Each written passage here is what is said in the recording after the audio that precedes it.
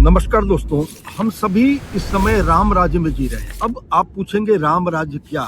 हम सभी जानते हैं राम के नाम पर भारत में एक दल है जो राजनीति करती है और वो हम सबको राम राज्य देना चाहते हैं। अब सवाल है कि इस राम राज्य और उस राम राज्य में जब राजा राम राज कर रहे थे और आज जो राम राज्य की परिकल्पना है उसको ठीक से समझने की जरूरत है। वो कितना डिफरेंट है। एक छोटी सी बात, एक छोटी सी शिकायत, उस समय जब राजा राम हुआ करते थे, प्रभु राम राजगद्दी पर बैठे थे, उस समय एक धोबी ने एक शिकायत कर दी। और आप जानते हैं कि राज धर्म के कारण, चूंकि जिस सिंहासन पर वो बैठे थे वो राजा का सिंहासन का था, वो राम का नहीं, वो एक राजा का था। राम जी ने उस राजधर्म की मर्यादा का पालन करते हुए माता सीता को वन में भिजवा दिया था। क्यों? क्योंकि जो धोबी ने शिकायत की थी, जब तक उसको पाक साफ न हो किया जाए, जब तक सीता माता को प्रमाणित नहीं कर दिया जाए समाज के अंदर, जबकि प्रभु राम अच्छी तरह जानते थे कि माँ सीता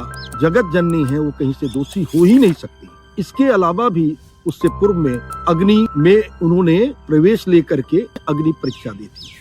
आज लगातार आप अखबार खोलेंगे, टेलीविजन तो आपको सूचनाएं देने से रहा, सोशल मीडिया खोलेंगे तो आपको प्रत्येक स्टेट के अंदर बलात्कार की ऐसी ऐसी घटनाएं देखने को मिलेंगी कि सर झुक जाता है और लगता है क्या हम इंसान रह गए हैं, क्या हम मनुष्य बच पाए हैं? ये इसी राज्य में है, उसी राम के नाम पर जो राज चल रहा है उसी राज्य में हो रहा है। अब इसके लिए केवल राज सरकारें दोषी नहीं है, इसके लिए हमारा मिजाज भी दोषी है कि हम किस तरह की होते जा रहे हैं, हम पशुता को किस तरह एक्सेप्ट करते जा रहे हैं।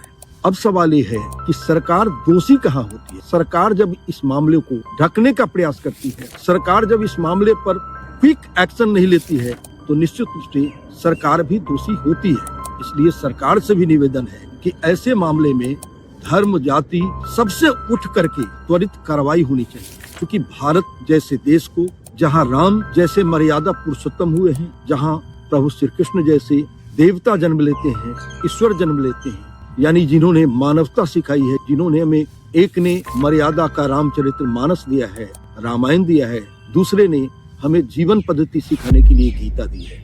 ये गीता से हमने यही सीखे हैं क्या? और क्या ऐसे ही चलता रहेगा? अब जवाब आपको देना है, कमेंट के माध्यम से आप मुझे जवाब अवश्य दीजिए कि क्या इसका विरोध नहीं होना चाहिए, क्या ये अच्छी बात है? बस आज के लिए इतना ही, धन्यवाद।